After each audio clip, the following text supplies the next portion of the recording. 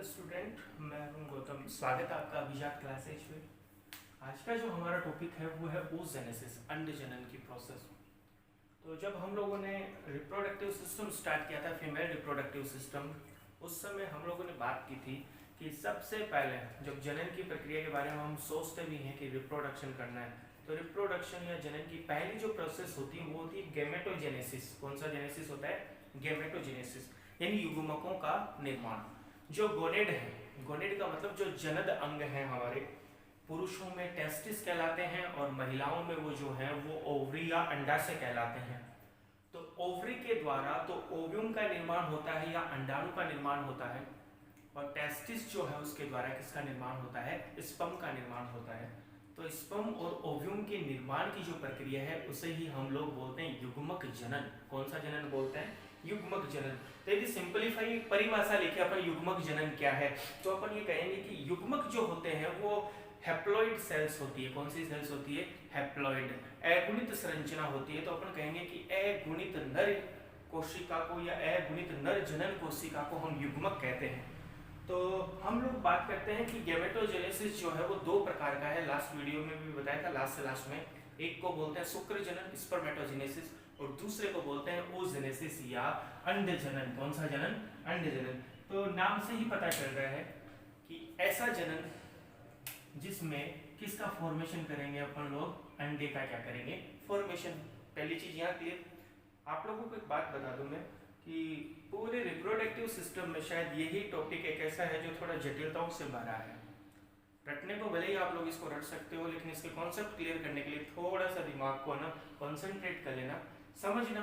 मैं नहीं कहता कि एक बार में ये समझ में आए आप वीडियो को दोबारा देखना, वापस से उसको एक बार देखना। मैं पूरी कोशिश करूंगा कि इसके कॉन्सेप्ट जो है वो अच्छे से क्लियर कर दूं। तो पहली चीज ये, जैसे ही नाम आता है oogenesis, अंड जनन, तो एक बात तो कंफर्म है कि इसमें किसका निर्माण होगा? ओव्यूम का निर्माण होगा। किसका निर्माण होगा? ओव्यूम का निर्माण होगा, या किसका निर्माण होगा? अंडाणु का। बात क्लियर। दूसरा क्या आएगा कि निर्माण होगा किसमें? अंडाणु का। तो ये तो बेसिक है कि जो फीमेल है, क्या है? फीमेल है, जो मादा है, उस मादा में किसका फॉर्मेशन होगा? अंडाणु का क्या होगा? निर्माण होगा। तो जब अपन साइंस पढ़ते थे, 8वीं 9th 10th जो भी 7th क्लास में थे, तो एक क्वेश्चन आता था यौवनारंभ के लक्षण बताइए। यौवन आरंभ के, यौवनारंभ को यदि अपन अलग अलग तोड़े, यौवनारंभ के लक्षण बताइए या प्यूबर्टी के लक्षण बताइए, तो हम कहते थे कि उस समय दाढ़ी मुचकाना, लड़की की जो आवाज़ है उसका पतला होना, उसकी मेमरी ग्लैंड का विकास होना, उसके पेल्विक एरिया का, हिप्स बोन का क्या होना? विड्थ होना, चौड़ा होना। साथ में अपन कहते थे कि इसी अवस्था में जो रिप्रोडक्टिव ऑर्गन है, जो जनन अंग है, उनका भी क्या होता है? विकास होता है। ऐसा कुछ सुना आप लोगों ने? तो हम ये कहेंगे कि भाई मादा में अंड जनन की प्रक्रिया हो रही है, यानी अंडाणु का क्या हो रहा है? निर्माण हो रहा है। कंपेयर कर लेते हैं एक बार, थोड़ा स्टार्ट नहीं किया अभी अपन, अंड जनन स्टार्ट करने में अभी टाइम है, तो हम कंपेयर करते हैं शुक्र जनन से। कौन से जनन से? शुक्र जनन से। तो शुक्र जनन का मतलब क्या है? शुक्र जनन का मतलब शुक्राणुओं के निर्माण की प्रक्रिया। शुक्राणुओं का जो निर्माण होता है वो कहाँ कंप्लीट होता है? टेस्टिस में। स्पर्म का जो फॉर्मेशन होता है वो कहाँ होता है? टेस्टिस में होता है। तो शुक्र जनन की जो प्रक्रिया है वो तब स्टार्ट होती है, वो स्टार्ट होती है प्यूबर्टी के टाइम, एडोलेसेंस अवस्था में, यानी कितने वर्ष की उम्र में? 13 से 14 वर्ष की उम्र में शुक्राणुओं का निर्माण क्या होता है? स्टार्ट होता है। यानी वो स्टार्टिंग टाइम है, वो उनकी किशोर अवस्था जैसे स्टार्ट होती है। तो क्या यदि हम कंपेयर करें कि जैसे नर में ये सिचुएशन होती है 13 से 14 वर्ष की उम्र में, तो क्या मादा में भी ऐसे ही हालात होते हैं? मादा में भी 13 से 14 वर्ष की उम्र में ही ऐसा प्रारंभ होता है? तो हम कहेंगे नहीं। जो मादा है या जो महिला है, उस महिला में अंड जनन की प्रक्रिया तब स्टार्ट हो गई थी जब वो अपने माँ के गर्भ में थी। किसके गर्भ में थी? अपने माँ के गर्भ में या वुम्ब में थी। नहीं समझ में? वापिस से देखो इसको, पहले इसको भूल जाओ, अंड जनन को भूल जाओ। अपन ये कहेंगे कि शुक्र जनन कब स्टार्ट होता है? तो बेसिक अपन कहेंगे कि 12 से 13 वर्ष की उम्र में वो क्या हो जाता है? स्टार्ट हो जाता है। बात क्लियर? बोले महिलाओं में अंड जनन की प्रक्रिया कब स्टार्ट होती है? तो थोड़ा सा रिवर्स हो जाओ।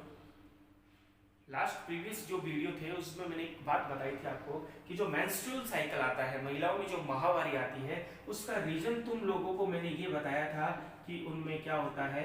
अनिषेचित अंडाणु बाहर निकलता है। ऐसा कुछ बताया था कि अनफर्टिलाइज्ड एग जब बाहर निकलता है तो एंडोमेट्रियम भी टूटकर बाहर आती है, बताया था ऐसा। तो मैंने जब ये बात बताई तो एक बात तो कंफर्म हो गई कि जो मेंस्ट्रुअल साइकिल जो आया था, माहवारी जो पहली बार आई थी, वो कब आई? जब उसके शरीर में किसका निर्माण हुआ? अंडाणु का निर्माण।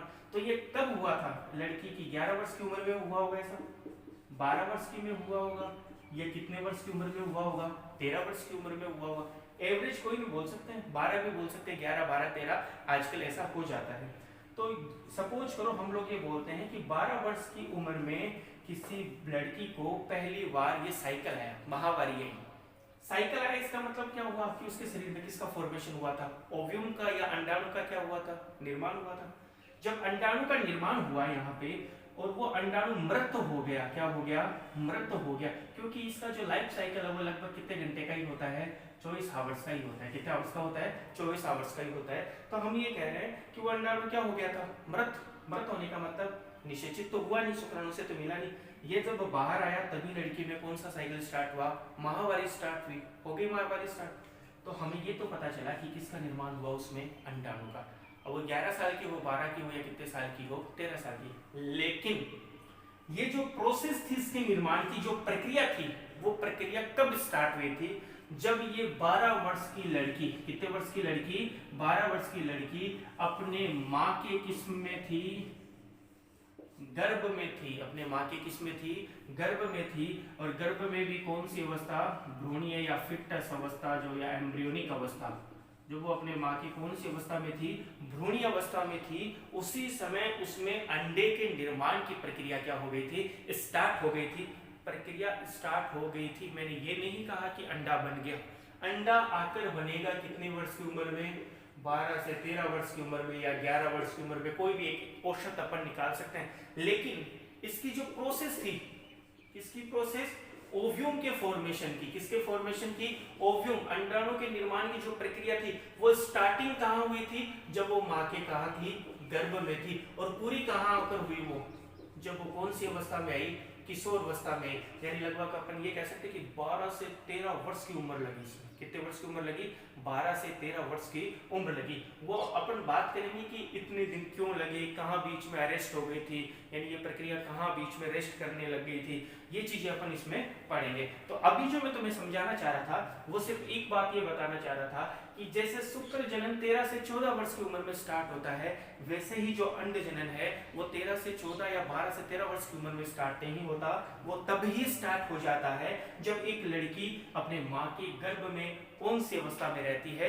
भ्रूणी अवस्था में रहती है। उसी समय उसमें किसके निर्माण की प्रक्रिया स्टार्ट हो जाती है? अंडाणु के निर्माण की प्रक्रिया स्टार्ट हो जाती है। तो यहां तक क्लियर हुआ? चलो,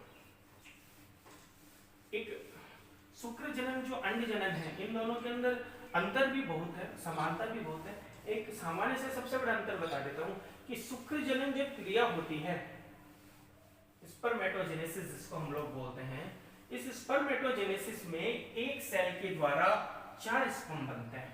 एक सेल के द्वारा कितने स्पर्म बनते हैं? 4 स्पर्म बनते हैं। और जो oogenesis होता है, इसमें जो कोशिका है oogonia, कौन सी कोशिका है? oogonia या oogoनियम। oogoनियम इसके सिंगुलर को बोलते हैं, oogonia इसके प्लूरल को बोलते हैं। तो इसमें एक oogonia से या एक oogoनियम से लास्ट में केवल एक ही ओव्यूम बनता है। कितना ओव्यूम बनता है? एक। और वहां पर कितने बने थे? 4 बने थे। चलो वो तो अपन बाद में डिसाइड कर लेते हैं। एक बार मैं आरेख बनाता हूँ आप लोगों के सामने, अपन समझेंगे, उसको समझना भी जरूरी है, लेकिन मैं थोड़ा सा मोटा मोटा तैयार कर देता हूँ आप लोगों के सामने। एक द्विगुणित कोशिका है। कौन सी कोशिका है? द्विगुणित डिप्लॉइड हमारे पास सेल्स है, जिसको हम लोग बोलते हैं अंडजननी कोशिका। कौन सी कोशिका? अंडजननी या अंडजननी मात्र कोशिका, कोई भी कोशिका बोल सकते हो। और इनको नाम दे दिया अपन ने oogonia। क्या नाम दे दिया? oogonia। ये सिंगल नहीं है, बहुत सारी ऐसी, oogoनियम बोल सकते हैं इसको, लेकिन अपन oogonia बोलेंगे। ये oogonia जो है ये अपना विभाजन करेगा, समसूत्री विभाजन। कौन सा विभाजन करेगा? समसूत्री, यानी समान सूत्रों में टूटेगा। यहाँ जितने क्रोमोसोम उतने क्रोमोसोम यहाँ आ जाएंगे। यानी इसने क्या किया? माइटोसिस कर लिया।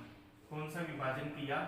समसूत्री विभाजन। पढ़ा हुआ आप लोगों का सबका कि समसूत्री विभाजन क्या है? समान सूत्रों में टूटना माइटोसिस किया जाता है। 3 प्रकार के थे, माइटोसिस, मियोसिस और एमाइटोसिस। ठीक है, बेसिकली दो ही काम आते हैं, माइटोसिस और मियोसिस। फिर और करवा दो इनका, थोड़ा सा बड़ा हो जाए हमारे पास। ये समान सूत्रों में अपन इनको क्या करते जा रहे हैं, तोड़ते जा रहे हैं। क्लियर यहाँ तक? चलो ठीक है। तो ये इतनी जो प्रोसेस थी इसकी, ये मल्टीप्लिकेशन थी, गुणन प्रावस्था थी, मल्टीप्लाई किया इन्होंने, अपनी संख्याओं में क्या की, वृद्धि की। तो बोले सर ये क्या है, ये सारे की सारी कौन सी कोशिका ही है, अंडजननी कोशिका है। कौन सी कोशिका है, अंडजननी कोशिका है। ये कहां से आई, अपन बात करते हैं, साइड में एक बार आप देख लो। ये प्रावस्था थी इसकी, कौन सी प्रावस्था, गुणन प्रावस्था। हो गया यहाँ तक क्लियर हुआ? अब आगे देखना, इन्हीं में से कोई एक कोशिका है, कौन सी है, ओगोनिया कोशिका। अब ये जो ओगोनिया कोशिका थी इसके बारे में भी मैं बताऊंगा कि ये क्या बन जाती है। इन्हीं में से कोई एक कोशिका आगे आती है और साइज में क्या हो जाती है, थोड़ी क्या हो जाती है, बड़ी हो जाती है। हो गई साइज में बड़ी, यानी ये कौन सी प्रावस्था हो गई इसकी, वृद्धि प्रावस्था। कौन सी प्रावस्था हुई, वृद्धि। इन्हीं में से कोई एक कोशिका वृद्धि करी, अपनी वृद्धि कर ली। चलो ठीक है, इसे अपन क्या बोलेंगे, इसे हम लोग बोलेंगे प्राथमिक अंडक। क्या बोलेंगे, प्राथमिक अंडक या प्राइमरी oocyte। कौन सा oocyte बोलेंगे, प्राइमरी oocyte। ये जो प्राइमरी oocyte है ये अब अपने अंदर मियोसिस स्टार्ट करेगा। क्या स्टार्ट करेगा, अर्धसूत्री विभाजन। एक बात मैं आप लोगों को क्लियर कर दूं, यहाँ तक का जो मटेरियल अभी तक मैं पढ़ाया हूँ तुम लोगों को, जो भी चीजें बताई हूँ, ये माँ के गर्भ में जब लड़की थी उसी समय की घटना है। एक 13 वर्ष की उम्र में लड़की के जब पहली बार मेंस्ट्रुअल साइकिल आता है, पहली बार जब पता चलता है कि इसके शरीर में अंडा बना है, तो वो जो अंडा बनना स्टार्ट हुआ था वो स्टार्ट हो गया था कब, जब वो लड़की 10 से पहले 13 साल की है, फिर उसको पीछे करते जाओ 11, 10, 8, 7, 5, 4, 3, 2, 1, वो अपने माँ के गर्भ में थी। ये भी समझाई थी, वापिस से समझाने की जरूरत नहीं है। तो अब इधर देखना, मैं ये कह रहा हूँ कि ये जो है ये अब स्टार्ट करता है मियोसिस फर्स्ट, लेकिन सडनली वो मियोसिस फर्स्ट वहां पर अरेस्ट हो जाता है प्रोफेज फर्स्ट में जाके। कौन सी फेज में, प्रोफेज फर्स्ट में जाकर वो क्या हो जाता है, रुक जाता है। तो प्रोफेज फर्स्ट में जाकर रुक जाता है, उसके बाद में बच्ची जन्म ले लेती है। हो गया जन्म, जन्म के बाद में वो अपनी वृद्धि करती है, वृद्धि करने के बाद वो 12-13 वर्ष उम्र में पहुंचती है। पहुंचने के बाद में उसमें अर्धसूत्री विभाजन फर्स्ट या मियोसिस फर्स्ट हो जाएगा। क्या हो जाएगा, मियोसिस फर्स्ट हो जाएगा। मियोसिस फर्स्ट होगा तो क्या बनेगा, एक तो बनेगा सेकेंडरी oocyte। क्या बनेगा, सेकेंडरी oocyte, यानी कौन सा अंडक बना, द्वितीयक अंडक। कौन सा अंडक बना, द्वितीयक अंडक। और यहां पर एक बनेगा पोलर बॉडी। क्या बनेगा, पोलर बॉडी, ध्रुवीय काय। कौन सा काय बनेगा, ध्रुवीय काय, जिसका कोई भी उपयोगिता नहीं है। क्या नहीं है, कोई भी उपयोगिता नहीं है ऐसा कहते हैं, लेकिन मैं छोटी सी उपयोगिता बता दूं, पढ़ा था ऐसा, सुना था मैंने भी, आप भी सुन लो कि ये जो द्विगुणित है ये प्राथमिक अंडक है, प्राइमरी oocyte है। इस प्राइमरी oocyte में जब अर्धसूत्री विभाजन हुआ तो किसका फॉर्मेशन हुआ, सेकेंडरी oocyte का। यहाँ पर ये कैसा है, डिप्लॉइड है, ये क्या है, हैप्लॉइड है, यानी ये द्विगुणित है। कैसा है ये, द्विगुणित। और ये कैसा है, अगुणित है। तो अगुणित है तो आधे गुणसूत्र कहाँ गए, आधे गुणसूत्र को ले गया कौन, ध्रुवीय काय। तो हमें एक चीज याद रखनी थी कि गैमेट्स सदैव हैप्लॉइड होते हैं, युग्मक हमेशा अगुणित होते हैं, और उनको अगुणित बनाने के लिए ही कौन सा विभाजन होता है, मियोसिस विभाजन होता है, अर्धसूत्री क्या होता है, विभाजन होता है। एक बेसिक सा कॉन्सेप्ट ही है कि मियोसिस जो है वो अधिकांशतः गैमेटोजेनेसिस की प्रोसेस में ही होता है। तो हम बात कर रहे हैं कि कौन से किसका निर्माण हो गया, सेकेंडरी oocyte का क्या हो गया, फॉर्मेशन हो गया सेकेंडरी oocyte का फॉर्मेशन। अब ये जो सेकेंडरी oocyte है इसमें वापस से मियोसिस सेकंड होगा। क्या होगा, मियोसिस सेकंड। मियोसिस सेकंड होगा तो एक पोलर बॉडी और बनेगा, बन गया पोलर बॉडी। और यहाँ पर अब निर्माण होगा ओव्यूम का। किसका निर्माण होगा, ओव्यूम का, अंडे का क्या होगा, निर्माण होगा। ये तो है इसका क्या, आरेख, ठीक है। लेकिन अब मैं आप लोगों को समझाऊंगा कि कैसे क्या होता है और क्या नहीं होता। ये एक साइड में रख देना एक बार, जैसे जैसे समझाऊं वैसे वैसे समझने की कोशिश करना। सबसे पहले ये वो अंडाशय है, अंडाशय की संरचना है। किसकी संरचना है ये, अंडाशय की संरचना है, ये अंडाशय है, ठीक है। इस अंडाशय के अंदर मैंने बताया था अंदर की साइड में यहाँ पर जननिक उपकला पाया जाता है। क्या पाया जाता है, जननिक उपकला बताई थी, जर्मिनल एपिथेलियम बताया होगा, जर्मिनल एपिथेलियम पाया जाता है, जननिक उपकला का आवरण पाया जाता है, ठीक है। इन्हीं जननिक उपकला में से निर्माण होता है कौन सी कोशिका का? ऊगोनिया कोशिका का, यानी अंडजननी कोशिका का। तो देखो इधर देखो, ये है अंडजननी कोशिका, समसूत्री विभाजन कर लिया अंडजननी कोशिका ने और ये बहुत सारी तैयार हो गई, हो गई तैयार। इसी अंडाशय में ग्रेनुलोसा सेल्स पाई जाती है। कौन सी सेल्स पाई जाती है? ग्रेनुलोसा सेल्स, कणिकामय कोशिका। कौन सी कोशिका? कणिकामय कोशिका या ग्रेनुलोसा सेल्स। कौन सी सेल्स पाई जाती है? Granulosa cells. वो ग्रेनुलोसा सेल्स क्या करेगी? इन ऊगोनिया के चारों तरफ इकट्ठी हो जाएगी। किसके चारों तरफ इकट्ठा हो गई? ऊगोनिया के चारों तरफ क्या हो गई? इकट्ठा। यानी इसके चारों तरफ एक क्या बना लिए इन्होंने? घेरा बना लिया। बना लिया घेरा, चलो ठीक है। अब देखो यहां तक तो क्लियर हुआ। अब इधर वापस आ जाओ। ये कौन सी कोशिका थी? अंडजननी कोशिका। अंडजननी कोशिका ने कौन सा विभाजन किया? समसूत्री। तो बहुत सारी हमारे पास कौन सी कोशिका आ गई? अंडजननी कोशिका। तो ये बहुत सारी हमारे पास कौन सी कोशिका है? अंडजननी कोशिका है। इन अंडजननी कोशिका के चारों तरफ कौन सी कोशिका का आवरण बना? कणिकामय कोशिका का क्या बन गया? आवरण बन गया। यानी चारों तरफ एक पुटक बन गया। क्या बन गया? पुटक बन गया। तो अब जब इन ऊगोनिया के चारों तरफ, यानी ये ऊगोनिया है, कौन सी कोशिका है? ये अंडजननी कोशिका है, जिसके द्वारा अंडे का क्या होगा? निर्माण होगा। ये कौन सी कोशिका है? अंडजननी कोशिका। और इसके चारों तरफ जब हम लोग पुटक बना दे, क्या बना दे? पुटक यानी का आवरण बना दे। कौन सी कोशिकाओं का? ग्रेनुलोसा सेल्स का क्या बना दे? आवरण बना दे। तो अब ये कहलाता है फोलिकल कोशिका। कौन सी कोशिका? फोलिकल कोशिका या प्राथमिक पुटक बोल देते हैं, प्राइमरी फोलिकल सेल्स। यानी ऊगोनिया अंडजननी कोशिका के चारों तरफ हम लोगों ने निर्माण कर दिया। किसका? कणिकामय कोशिका का। यानी कणिकामय कोशिकाओं ने उसको चारों तरफ से क्या कर लिया? घेर लिया। घेरने के बाद अब ये कहलाती है प्राथमिक पुटक। कौन सा पुटक कहलाता है? प्राथमिक पुटक। तो वही चीज मैं तुम लोगों को यहाँ बता रहा हूँ कि ये जो सारे के सारे हैं, इनके चारों तरफ ग्रेनुलोसा का आवरण आ गया। अब ये क्या कहलाएंगे? प्राथमिक कहलाएंगे, पुटक कहलाएंगे। चलो ठीक है, प्राथमिक पुटक बन गए। ये जो प्राथमिक पुटक हैं ये मिलियन में होते हैं। किसमें होते हैं? मिलियन की संख्या में होते हैं। और जितने बढ़ने होते हैं वो सारे जन्म के पहले ही मर जाते हैं या माता के किस में रहते हैं? गर्भ में रहते हैं। तभी इनका क्या हो जाता है? निर्माण हो जाता है। जन्म के बाद में पुटक कोशिकाओं का क्या नहीं होता? निर्माण नहीं होता। अब पुटक कोशिकाओं का क्या नहीं हो रहा? निर्माण नहीं हो रहा। अब उसके आगे अपन देखते हैं कि क्या होगा। उसके आगे क्या होगा कि जैसे ही बेबी है वो जन्म ले लेती है। क्या ले लेती है? जन्म ले लेती है। ले लिया जन्म। जन्म के बाद में क्या होता है कि धीरे धीरे ये जो पुटक कोशिकाएं हैं जिनकी संख्या क्या थी? मिलियन में थी, वो धीरे धीरे टूटने लगती है। यानी उनकी संख्या क्या होने लगती है? कम होने लगती है। और जब वो यौवनावस्था में आती है, कौन सी अवस्था में? यौवनावस्था या किशोर अवस्था में आती है, तब तक उनमें 60 के से लेकर 80 के, यानी 60,000 से लेकर 80,000 पुटक ही शेष रहते हैं प्रत्येक अंडाशय में। कितने अंडाशय में? प्रत्येक अंडाशय में। तो ये क्वेश्चन पूछा हुआ भी है पहले कि बच्ची के जन्म लेने के बाद उसके प्रत्येक अंडाशय में पुटक कोशिकाओं की संख्या कितनी रहती है? तो आप लोगों को याद रखना कि प्रत्येक अंडाशय में उनकी संख्या होती है 60,000 से लेकर कितनी हजार तक? 80,000 तक।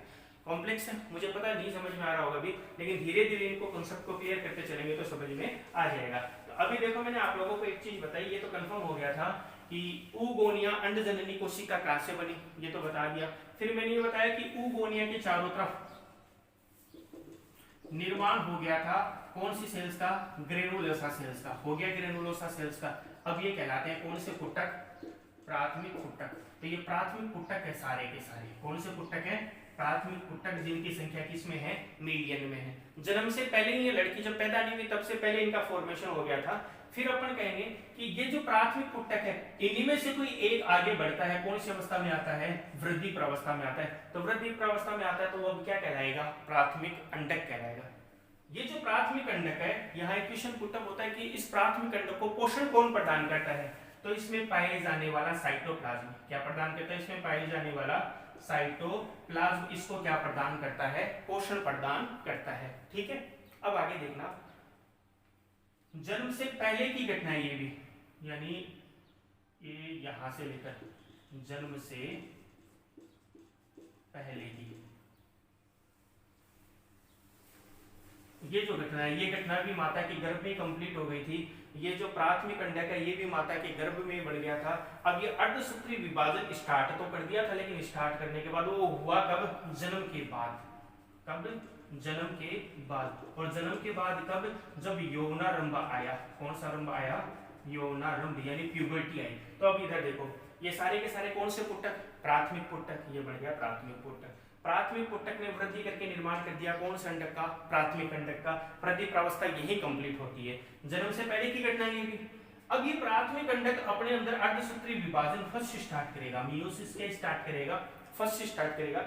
जब ये मियोसिस फर्स्ट स्टार्ट करेगा उसी समय बीच में ही ये रुक जाएगा। कौन सी अवस्था में? प्रोफेज अवस्था में। कौन सी अवस्था में? प्रोफेज फर्स्ट में। ये चीज याद रखना इंपॉर्टेंट है कि अर्धसूत्री विभाजन कौन सी प्रावस्था में रुकता है? तो अर्धसूत्री विभाजन प्रोफेज फर्स्ट में रुकता है। पढ़ा है तुम लोगों ने प्रोफेज, एनाफेज, टेलोफेज, मेटाफेज जो मैंने पढ़ाई थी, वापस एक बार देख लेना कि याद रखना कि ये कौन सी अवस्था है? प्रोफेज फर्स्ट अवस्था में कौन सा विभाजन रुक जाता है? मियोसिस फर्स्ट क्या हो जाता है? अरेस्ट हो जाता है, रुक जाता है, रुक गया। ये सारी घटनाएं कब बताई थी? जन्म से पहले की। अब वो बच्ची का क्या हो जाता है? जन्म हो जाता है। ठीक है साहब। जन्म होने के बाद में बच्ची धीरे धीरे खेलती कूदती बड़ी होती है, पहुंच जाती है 11-12 वर्ष की उम्र में। पहुंच गई 11-12 वर्ष की उम्र तक पहुंचते पहुंचते मैं एक चीज तो क्लियर कर दूं कि जो मिलियनों की संख्या में कौन से पुटक थे? प्राथमिक पुटक थे। ये जो मिलियन थे, अब ये मिलियन न रहकर 60K से लेकर और कितने के तक हो जाएंगे? 80K, यानी 60,000 से लेकर और कितने हजार शेष रह जाएंगे? 80,000 शेष रहेंगे प्रत्येक ओवरी में, प्रत्येक अंडाशय में। क्लियर यहाँ तक? फिर अपन कहेंगे कि वो लड़की अब पहुंच गई कौन सी अवस्था में? किशोर अवस्था में। किशोर अवस्था में पहुंचने के बाद में क्या होता है? किशोर अवस्था में पहुंचने के बाद में क्या होगा कि वो जो प्राथमिक अंडक था, उस प्राथमिक अंडक में मियोसिस फर्स्ट क्या हो जाएगा? कंप्लीट हो जाएगा। तो इधर देखो, सपोज करो ये तो है वो आप लोगों का कौन सा अंडक? प्राथमिक अंडक। इस प्राथमिक अंडक के ये चारों तरफ मैंने बना रखा था प्राथमिक पुटक। कौन सा पुटक बना रखा था? प्राथमिक पुटक। ये प्राथमिक पुटक बनने के बाद ये अर्धसूत्री विभाजन फर्स्ट करने की क्या कर रहा था? कोशिश कर रहा था, लेकिन कोशिश इसकी क्या रही? नाकाम रही। ये कौन सी अवस्था में रुक गया था? प्रोफेज अवस्था में रुक गया था। अब प्रोफेज अवस्था में रुकने के बाद जब ये कंप्लीट करने की कोशिश कर रहा था, यानी जिस समय ये कंप्लीट होने की कोशिश कर रहा था, इसने अर्धसूत्री विभाजन फर्स्ट कंप्लीट किया। तो फर्स्ट कंप्लीट किया तो हुआ क्या? देखो, एक तो बना सेकेंडरी ओसाइट, द्वितीय कंडक। क्या बन गया? द्वितीय कंडक बन गया। और एक बना छोटा सा ध्रुवीय काय, वो मैंने भी बताया था। ये तो क्या बना? ध्रुवीय काय। और एक बना क्या? द्वितीय कंडक। पहली चीज, एक छोटा सा क्वेश्चन और बड़ा इंपॉर्टेंट है कि प्राथमिक कंडक और द्वितीय कंडक में अंतर बताओ। Difference between primary oocyte and secondary oocyte. तो इसमें अंतर क्या है? प्राथमिक कंडक या प्राइमरी ओसाइट जो है वो कैसा है? डिप्लॉइड है, द्विगुणित है। और ये कैसा है? हैप्लॉइड है, अगुणित है। पहली चीज, आकार में या साइज में बड़ा होता है, आकार में या साइज में क्या होता है? छोटा होता है। दो चीजें होगी। दूसरी चीज ये कि इसको न्यूट्रिशन कौन प्रदान करता है? पोषण कौन प्रदान करता है इसको? तो पोषण कौन प्रदान करेगा? जब ये डिवाइड होता है, विभाजित होता है मियोसिस फर्स्ट के द्वारा, तो इसका साइटोप्लाज्म किसमें आ जाता है? सेकेंडरी ओसाइट में आ जाता है। आगे यहाँ तक समझ में? और उससे उसको क्या मिलता है? पोषण मिलता है। अब मैं आप लोगों को एक बात और बता दूं, एक नाम सुना है तुम लोगों ने? ओव्यूलेशन, अंडोत्सर्जन सुना है? अंडोत्सर्जन में यही निकलता है, सेकेंडरी ओसाइट ही निकलता है अंडाशय से। अंडाशय से क्या निकलेगा? सेकेंडरी ओसाइट निकलेगा। और वो जो फेलोपियन ट्यूब का फिम्बरी भाग बताया था ना, झिल्ली, वो उसको क्या कर लेगा? कैप्चर कर लेगा। जबकि अपन कहते हैं क्या है कि वो अंडा निकला था। अंडा नहीं निकला था। अंडा तो अपन बाद में निकालेंगे जब फर्टिलाइजेशन करेंगे। तो एक बार वापिस इधर आना। अब अपन कह रहे हैं कि ये तो कौन बैठा है अंदर? अंदर बैठा है कौन? अंडजननी कोशिका। कौन बैठी है? अंडजननी कोशिका, जिसको ओगोनिया बोलते हैं। उसके चारों तरफ बना दिया था हम लोगों ने क्या? कणिकामय कोशिका का आवरण। तो पूरा का पूरा भी क्या कहलाता है? प्राथमिक पुटक। आया? क्लियर हुआ? वापिस से देख लेना, कणिकामय कोशिका प्लस ओगोनिया यानी अंडजननी कोशिका, इन दोनों को जोड़ दो, साथ पेक कर दो। इनको पेक कर दिया तो वो क्या कहलाता है? प्राथमिक पुटक कहलाता है। ये प्राथमिक जो पुटक है ये अपनी वृद्धि करेगा। वृद्धि करेगा तो वो क्या कहलाएगा? प्राथमिक अंडक। तो ये प्राइमरी ओसाइट था। कौन सा ओसाइट था? Primary oocyte. प्राथमिक क्या था? अंडक था। हो गया प्राथमिक अंडक। ये प्राथमिक अंडक अपने अंदर अर्धसूत्री विभाजन जब किया तो देखो इसका अस्तित्व तो खत्म हो जाएगा, क्योंकि ये तो टूट गया। टूटने के बाद ये क्या बन जाएगा, सेकेंडरी ओसाइट। क्या बनेगा, सेकेंडरी ओसाइट। बाहर नहीं निकलने वाला, अंदर ही रहेगा। क्यों, क्योंकि बाहर की साइड में तो क्या है इसके आवरण। कौन सी कोशिकाओं का, कणिकामय कोशिकाओं का। कौन सी कोशिकाओं का, कणिकामय कोशिकाओं का क्या है, आवरण है। अब यहाँ एक चीज ध्यान रखना, मैंने ये कहा कि ये वाला जो था प्राथमिक जो अंडक था वो निर्माण कर गया किसका, द्वितीय कंडक का क्या कर गया, निर्माण कर गया। अब देखो जिस समय द्वितीय कंडक का निर्माण हो गया तो अब देखो द्वितीय कंडक ही रहेगा अंदर, तो प्राथमिक कंडक तो खत्म हो गया। अब द्वितीय कंडक रहेगा तो देखो इधर इस प्राथमिक पुटक के चारों तरफ एक पुटक और बनेगा जिसको बोलते हैं द्वितीय पुटक। कौन सा पुटक बोलते हैं, द्वितीय पुटक बोलते हैं। बन गया सब। द्वितीय पुटक के बाद में एक पुटक और बनेगा, उसे अपन बोलते हैं तृतीय पुटक। कौन सा पुटक बोलते हैं, तृतीय पुटक। प्राइमरी, सेकेंडरी और टर्सरी, प्राथमिक, द्वितीयक और तृतीयक पुटक, तीन पुटक बन गए। जैसे ये तीन पुटक बन जाते हैं और तीन पुटक बनने के बाद ये पुटक तो निर्माण करने की कोशिश करते हैं ग्राफियन पुट्टिका का या ग्राफियन फॉलिकल का। किसका निर्माण करने की कोशिश करते हैं, ग्राफियन पुट्टिका का। पुटक कोशिकाओं की परिपक्व अवस्था को साहब क्या बोलते हैं, ग्राफियन पुट्टिका बोलते हैं। तो जब ये ग्राफियन पुट्टिका का निर्माण स्टार्ट करता है उसी समय ये द्वितीय कंडक भी सोचता है क्यों न मैं अपने चारों तरफ दो रक्षात्मक आवरण बना लूं, और उनका नाम आप लोगों को मैंने बताया था, जोना पेलुसिडा। क्या नाम बताया था, जोना पेलुसिडा। और दूसरा नाम बताया था कौन सा, कोरोना रेडिएटा, बताया था दो नाम। तो देखो हुआ क्या, ये जो ग्राफियन पुट्टिका का निर्माण हो रहा था अंदर सेकेंडरी ओसाइट ने क्या किया, अपने चारों तरफ, यानी कौन से कंडक ने, द्वितीय कंडक ने अपने चारों तरफ किसका निर्माण कर लिया, रक्षात्मक आवरण का क्या कर लिया, निर्माण कर लिया। हो गया निर्माण। जैसे ही निर्माण हुआ इधर बाहर ग्राफियन पुट्टिका का निर्माण हुआ, उसी समय महिलाओं में एक हार्मोन होता है साहब, LH हार्मोन। कौन सा हार्मोन है, LH हार्मोन, ल्यूटिनाइजिंग हार्मोन। इसका एक जोड़ीदार होता है FSH, जिसके बारे में भी अपन बात करेंगे जब मैं आप लोगों को एंडोक्राइन ग्लैंड्स पढ़ाऊंगा, उससे मैं बात करेंगे। तो अभी याद रखना कौन सा hormone, luteinizing hormone, luteinizing hormone.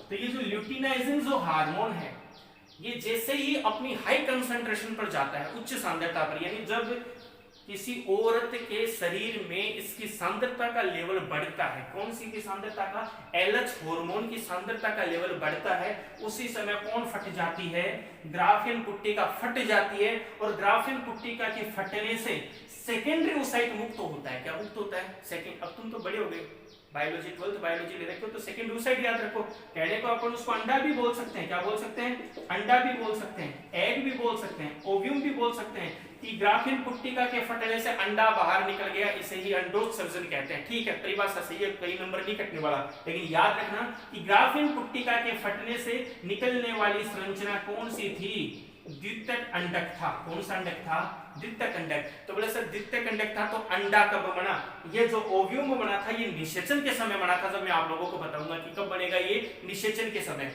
Fertilisation जब होता है ना एम्पुला वाले पार्ट में, जब अपन आगे वाले टॉपिकों में पढ़ेंगे तब मैं आप लोगों को बताऊंगा कि कहाँ होता है। एक बार वापस से देखना, काफी उलझन हो गई है, लेकिन देख लेना। अंडजननी कोशिका एक याद रखना पहले नंबर पे, मतलब कौन सी कोशिका अंडजननी कोशिका कहलाती है, मतलब वो कोशिका अंडजननी कोशिका कहलाती है जो अंडाणु का क्या करती है, निर्माण करती है। चलो ठीक है, क्लियर हो गया। अंडजननी कोशिकाओं ने अपनी संख्या में क्या कर ली, वृद्धि कर ली। ठीक है साहब, ये भी चल गया कि वृद्धि कर ली। बोले कितनी वृद्धि कर ली, बोले मिलियन संख्याओं में, मिलियन लाखों में इसने अपनी क्या कर ली, वृद्धि कर ली। ठीक है, बोले ये कहाँ पाई जाती थी अंडजननी कोशिका, तो बोले ये पाई जाती थी अंडाशय में। कहाँ पाई जाती थी, अंडाशय में। ठीक है, ये जो मिलियन कोशिका अंडजननी कोशिका थी, इनकी अब सुरक्षा भी कोई करे, तो सुरक्षा करने के लिए चारों तरफ आ गई कौन सी कोशिका, कणिकामय कोशिका। कौन सी कोशिका आई, कणिकामय कोशिका, चारों तरफ इनके आवरण बना लिया। तो अब ये कह रहे हैं कि पुट्टक कोशिका है। कौन सी कोशिका है, पुट्टक कोशिका। ये जितनी बननी थी जन्म से पहले बन गई, जन्म होने के बाद में नहीं बनेगी। पहली चीज क्लियर कर लेना, जन्म होने के बाद से लेकर और जैसे ही किशोर अवस्था आती है तब तक ये टूट, यानी इनकी कमी होती जाती है। कमी होने के बाद में लास्ट, यदि अपन एक अंडाशय की बात करते हैं कि 13 वर्ष की उम्र में आते आते लड़की के एक अंडाशय में पुट्टक कोशिकाओं की संख्या कितनी है, तो याद रखना 62 to 80, यानी 60,000 से लेकर कितने हजार, 80,000। क्लियर हुआ। तो गुणन प्रावस्था में केवल इतना कहना कि अंडजननी कोशिका समसूत्री विभाजन करके अपनी संख्याओं में क्या करती है, वृद्धि करती है, जिनके चारों तरफ कणिका में कोशिकाओं का आवरण बन जाता है, जिन्हें कौन सी कोशिका कहेंगे, पुट्टक कोशिका। नंबर 2, कौन सी अवस्था, वृद्धि प्रावस्था। इन्हीं पुटक कोशिकाओं में से कोई एक कोशिका आगे चलकर वृद्धि करती है, आकार में बड़ी हो जाती है, जिसे हम कौन सा अंडक कहते हैं, प्राथमिक अंडक कहते हैं। ये भी जन्म से पहले की घटना है। क्लियर यहां तक। अब अपन बात करते हैं इसकी कौन सी अवस्था की, परिपक्व अवस्था की, कि प्राथमिक अंडक जो है वो प्राथमिक अंडक अर्धसूत्रीय विभाजन फर्स्ट स्टार्ट करेगा, लेकिन बेचारा रुक जाएगा। कौन सी अवस्था में, तो आप लोगों को मैंने बताई थी कौन सी अवस्था, प्रोफेज अवस्था। ये एक नंबर के क्वेश्चन ही बनने, पूरा क्वेश्चन ये आएगा कि पूरा बता दे कि अंड जनन को समझाइए। अंड जनन को समझाने में क्वेश्चन 4 नंबर का, पेज भरेंगे 6, तो इतना बड़ा क्वेश्चन नहीं आने वाला है ना। तो अपन ये कहेंगे कि ये जो प्राथमिक अंडक है इसने अर्धसूत्रीय विभाजन स्टार्ट तो किया था बेचारे ने, लेकिन रुक गया। कौन सी अवस्था में, प्रोफेज फर्स्ट में। याद रखना 1 नंबर का क्वेश्चन, ठीक है। प्रोफेज फर्स्ट में रुकने के बाद में वो उसने 9 महीने कंप्लीट कर लिए। माता के वोम्ब में पार्ट्यूरेशन हुआ, प्रसव की क्रिया हुई। वो जो बच्ची पैदा हुई थी, न्यू बॉर्न जो बेबी पैदा हुई थी, वो धीरे धीरे क्या हुई, बड़ी हुई। बड़ी होने के बाद जैसे ही वो एडोलेसेंस में पहुंची, किशोर अवस्था में पहुंची, पहुंचते ही हुआ क्या था कि उसमें अर्धसूत्रीय विभाजन फर्स्ट या मियोसिस फर्स्ट क्या हो गया, कंप्लीट हो गया। और मियोसिस फर्स्ट कंप्लीट होने से क्या बन गया था, सेकेंडरी oocyte या द्वितीयक अंडक बन गया था। बन गया ये साहब लोग द्वितीयक अंडक। पहले मैंने ये बताया था कि ये तो था प्राथमिक, इसके बारे में बताया था, और फिर ये कहा था कि ये तो द्वितीयक अंडक बना, इसको बड़ा कर दो भाई, प्राथमिक बड़ा था, द्वितीय को थोड़ा छोटा कर दो तो ये छोटा हो गया। और एक ये कौन सी काय है, ध्रुवीय काय है। अब मैं कह रहा हूं कि ये जब डिवाइड हो गया तो इसका तो कोई अस्तित्व है ही नहीं, हो गया खत्म। इसके बारे में अपन ने बता ही दिया, जो पोलर बॉडी या ध्रुवीय काय, बार बार मैं बता रहा हूं कि अनुपयोगी है, कोई काम नहीं करता। बचा कौन, सेकेंडरी oocyte। जब ये डिवाइड हुआ था, जब मियोसिस फर्स्ट हुआ था, तो बाहर तो पुटक तो इतने थे ही नहीं। एक वो प्राथमिक पुटक ही था, सेकेंडरी पुटक बनना क्या हुआ था, स्टार्ट हुआ था। लेकिन अब पुटक समझ गए कि भाई अपने को भी अपने चारों तरफ विस्तार करना है, तो उन्होंने पुटक कोशिकाओं की क्या बढ़ा दी, संख्या, प्राइमरी, सेकेंडरी, टर्सरी, प्राथमिक, द्वितीयक तक के पुटक बढ़ गई। 3 पुटक बनने के बाद पुटकों ने सोचा कि क्यों न हम परिपक्व हो जाएं, तो उन्होंने निर्माण स्टार्ट कर दिया किसका, ग्राफीन पुट्टिका का, ठीक है। अंदर से ये भी सोचा कि जब ये बाहर वाले काम कर रहे हैं तो मैं भी कुछ कर लूं, तो इसने अपने चारों तरफ 2 आवरण बनाने, एक तो कोरोना रेडिएटर और दूसरा कौन सा आवरण बना दिया, जोना पेलुसिडा। यहां तक हुआ कंप्लीट। तो ये ग्राफीन पुट्टिका भी बढ़ गई और ये भी हो गया आपका, यहां तक अपना मैटर क्लोज। अब अपन कहेंगे कि जैसे ही एलएच हार्मोन की सांद्रता बढ़ती है, ये ग्राफीन पुट्टिका फटती है। ग्राफीन पुट्टिका के फटने से क्या बाहर निकलता है, द्वितीयक अंडक बाहर निकलता है। यही बताया ना, याद रखना, द्वितीयक अंडक बाहर निकलता है। बोल दो चाहे अंडा भी बोल देना, कोई गलती नहीं निकालेगा आप लोगों की, लेकिन याद रखना कि द्वितीयक अंडक बाहर निकलता है। इसी प्रक्रिया को ओव्यूलेशन कहते हैं। क्या कहते हैं, ओव्यूलेशन या अंडोत्सर्जन कहते हैं। क्या कहते हैं, अंडोत्सर्जन कहते हैं, ठीक है सर। अंडोत्सर्जन हो गया। अंडोत्सर्जन के बाद में आगे क्या होगा वो मैं आप लोगों के बाद में बताऊंगा। अब एक बात यहाँ, ये जो ये जो oogenesis की प्रोसेस पढ़ रहे हैं, ये स्पर्मेटोजेनेसिस या शुक्रजेनेसिस टोटली बहुत डिफिकल्ट है, बहुत ज्यादा क्या है, डिफरेंट है। और वरना अपन ये कहेंगे कि पता नहीं सर ने क्या बता दिया। इस वीडियो को 1-2 बार देखना, ठीक है।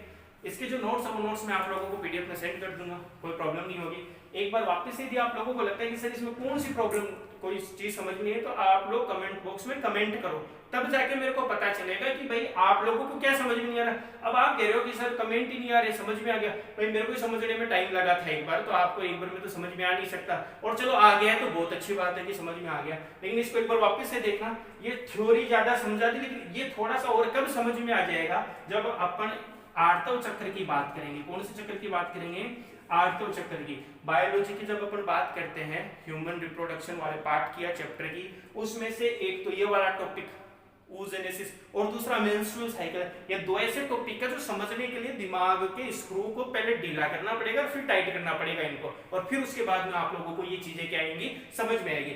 तो आशा करता हूं कि आप लोग इसको समझे होंगे। नहीं भी समझे तो वीडियो को दोबारा देखना, 3 बार देख लेना, कुछ नहीं बिगड़ने वाला। लेकिन टॉपिक बड़ा इंपॉर्टेंट है। जितने भी मेडिकल से रिलेटेड जो भी एग्जाम हो, उनमें इनसे रिलेटेड कोई ना कोई क्वेश्चन क्या होता है, पुटअप होता है। हो सकता है कि थोड़ा कॉम्प्लेक्स होने के कारण मैं भी कुछ चीजें बताना भूल गया हूं, लेकिन मेन चीजें मैंने आप लोगों को क्या कर दी, बता दी। एक छोटी सी चीज और बताना भूल गया था कि जब 3 पुटक बन जाते हैं, 3 पुटक, तो तीसरा जो टर्सरी जो फॉलिकल बनता है, उस समय इसमें कैविटी रहती है, उसमें एक तरल भरा रहता है जिसे एंट्रम कहते हैं। क्या कहते हैं, एंट्रम, या हिंदी में बोलते हैं गह्वर पदार्थ। जो तीसरे पुटक की मुख्य क्या है, विशेषता है। ग्राफीन पुट्टिका टूट गई, ग्राफीन पुट्टिका टूट गई तो द्वितीयक अंडाणु मुक्त हो गया, तो ग्राफीन पुट्टिका का क्या भविष्य था, उसका फ्यूचर क्या है, उसका फ्यूचर मैं आप लोगों को बताऊंगा कि वो अब कार्पस ल्यूटियम में चेंज हो जाएगी। किसमें चेंज हो जाएगी? Corpus luteum. काफी इंपॉर्टेंट टॉपिक है, यानी कार्पस ल्यूटियम ही एक ऐसा शब्द है जिसके ऊपर अपन एक टॉपिक बना सकते हैं बड़ा सारा, जिसके बारे में हम आगे वाले वीडियो में बात करेंगे। आशा करता हूं समझ में आया होगा।